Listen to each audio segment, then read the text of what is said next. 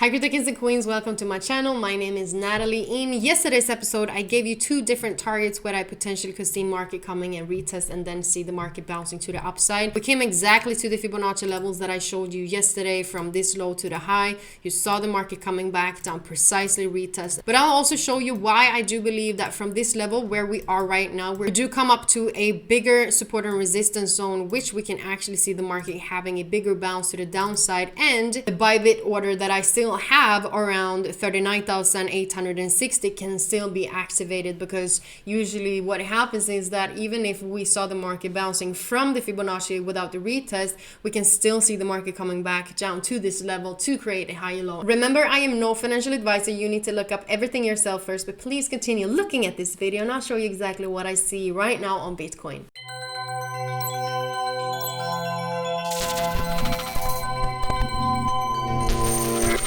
I just want to go through what happened yesterday. So I gave you two different major levels on Bitcoin. One of the targets that I did expect the market potentially come back down to was 39,850 and potentially 39,615. This didn't happen, but what I also gave you was the other entry, and we were exactly right here. As you can see, I told you that we could also take, or we did take a fib from the high to the low. If we go back to the major or to the video that I did show you, what I did was here with this red candlestick was this one, as you saw here on my previous video. What I did, I took a Fibonacci from low to the high, and you can see the market came back down precisely and took that entry instead. So I gave you two ones, and one of the entries the market actually did respect. You saw the break of the small pullback that we did have, and I also told you that usually after a huge movement like this, we only have like a little pullback. You saw the market retested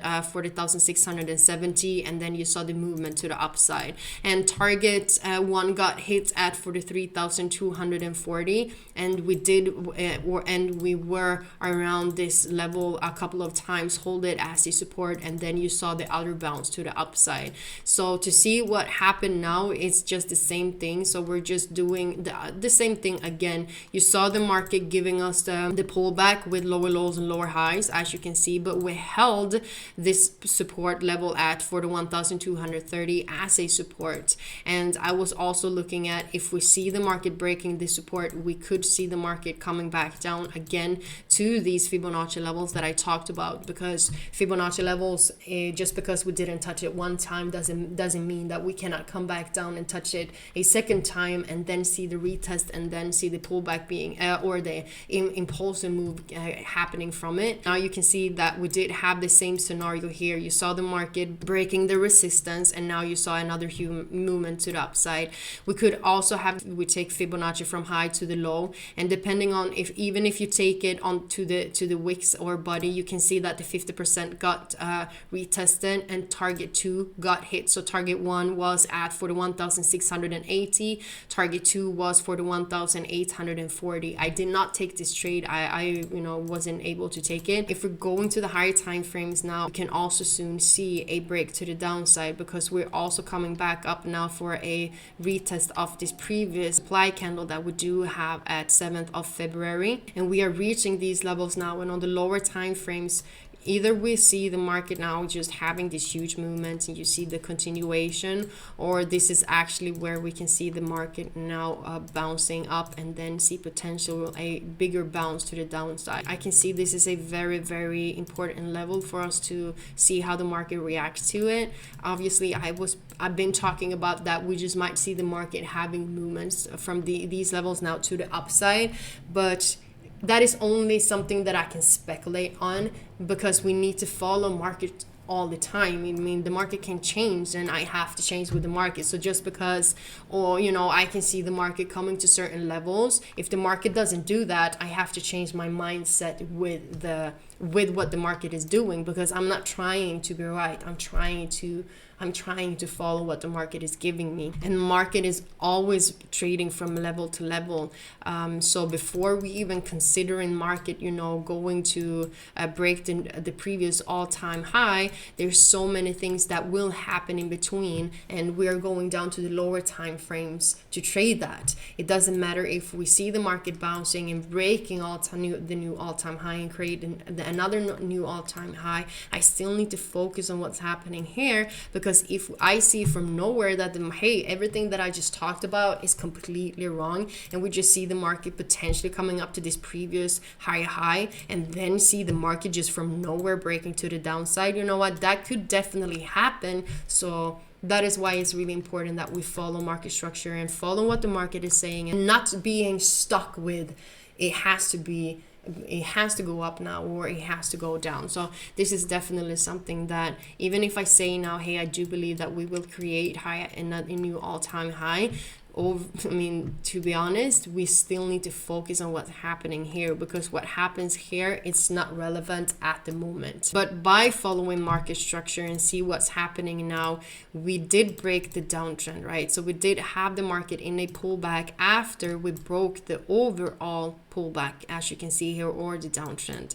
We did break the previous lower high. We created a higher high. The market needs to come back down to create a higher low. And if we're creating a higher low, we need to surpass the next higher high for then create another higher low. And then you see the market continuing doing this all the time. It's just as we saw right here, the market did create lower lows and lower highs. And this is what we expect potentially the market do now if we see the market reverse. But on the lower time frames, there's so many different things happening, and there's so many things that can happen, obviously, because we're not in control of the market. The next very important level that we do have on Bitcoin, as I see it, is this level between 41,960 and 42,362. If we're breaking this level and we see potential retest, the next target that I can see market coming to and retest is this previous low at 45,530 and potentially 46,960. And from these levels, either we see a bounce or we see the continuation. So I definitely look at this previous support and resistance zone that we do have to see if we have the bounce to the downside or if we actually will continue even more to the upside. But overall, I'm sorry if I go back and forth now, but just by still following market structure, we did create a higher low around the Fibonacci levels at 38,670. And this could be the push to the upside. And on the lower time frames, we are still creating lower lows and higher highs and higher lows. You can already see now while I am recording this that you can see the market starts to have a little pullback, and that is because we can see the market coming to a higher time frames level where the market will respect in some type of way. The market will respect it, and usually by just coming back inside and then potentially come back down again a little bit more for a bigger pullback. So on yesterday's trade, my buy limit order on Bybit is still active. I'm gonna adjust it when I see, or if I see the market having more movement to the downside. So I'm still gonna have it here, and then I'm just gonna wait for the market to retrace back if this is the case, because I will see if we are continuing down or if we continue up. But don't forget that you can also receive a bonus on Bybit up to $4,100 by using the link in the description down below. You also have it in the corner. You are supporting me and Bitcoinsensus by doing that, so I am always available for you guys 24/7 almost. Thank you so much, guys, for looking at this video together with me. I hope you did understand what I was talking about when it comes to BTC, and it's obviously the same thing happening on Ethereum. Don't forget to subscribe to the channel, hit the notification so you know when I am live or have my daily updates about cryptocurrencies. I do wish you will have a super great day. Okay, have a good day.